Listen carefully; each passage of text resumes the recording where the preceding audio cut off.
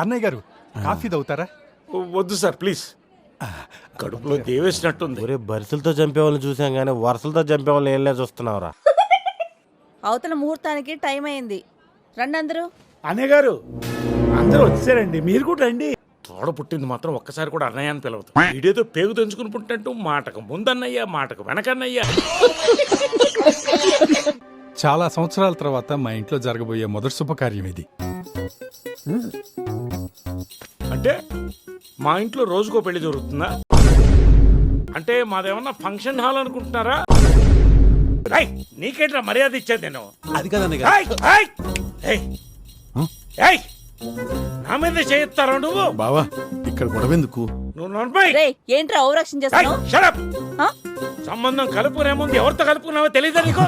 కొంచెం ఓవరైంది. 10 మంది ఆడపిల్లలకని ladies hostel నడిపి వీళ్ళకి ఎంత ఉంటే మగ పిల్లలకి అన్నడం మాకెంత ఉండాలి?